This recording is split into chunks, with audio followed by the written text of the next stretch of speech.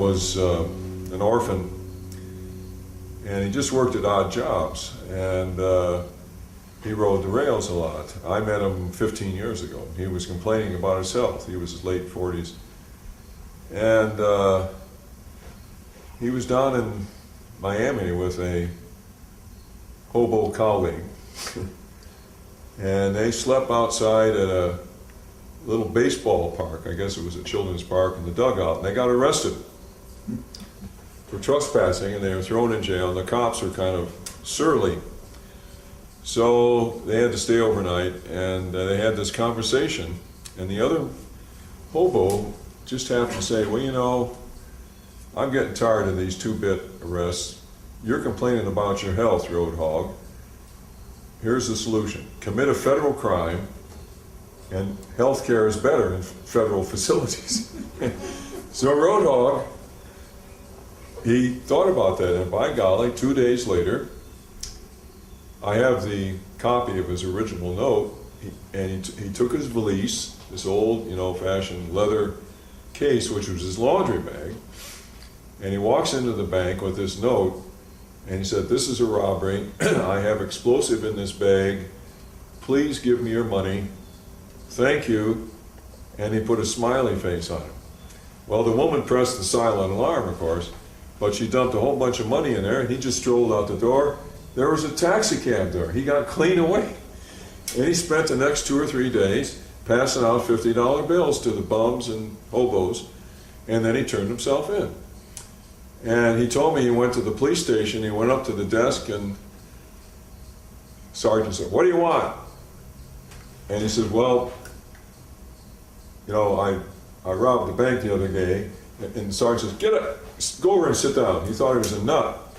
And he spent an hour, trying to attract people's attention. Finally, he opened his valise, poured the money on the floor, and they arrested him. And so... It's a crime to spill money on the floor. So anyway, I thought, what a great story. And goes something like this. Road Hog's bag was a little rank when he entered that Miami bank. He wasn't there to do his laundry. His purpose was crystal clear, driven by basic fear. Something's wrong in his human frame. He was willing to do prison time. This was no nickel and dime. It was a real federal number.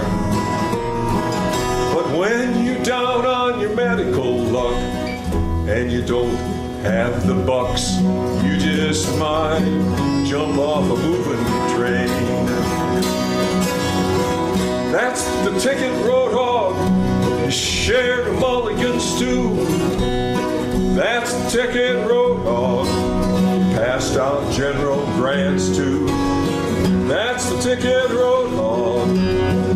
All the bums said thanks, 'cause he took a trip with his grip down to them banks. So Road Hog pointed to his bag and he said, I hate to be a nag, but your cash is sitting idle. Give it to me and I'll take it down, and I'll spread it around, and between us we'll expand the local economy.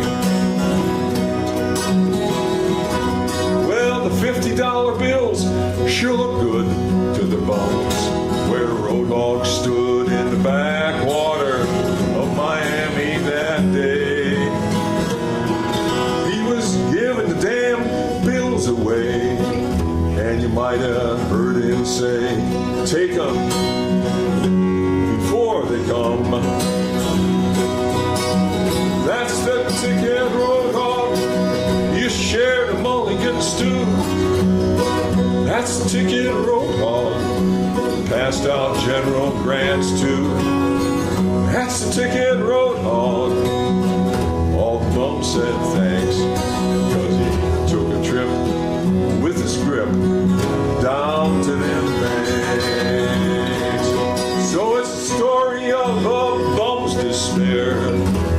lacked medical care. He said, take them before they come. Road Hog's bag was a little rank when he entered that Miami bank. He wasn't there to do his laundry. And I tell people, you know, ladies and gentlemen, if 10,000 people in this country would adopt Road Hog's plan to get health care, maybe we'd finally get a single-payer system like every other civilized country in the world. That's the Ticket Road Hog. You share the mulligan stew. That's the Ticket Road Hog. Passed out General Grants too. That's the Ticket Road Hog. All the folks said thanks.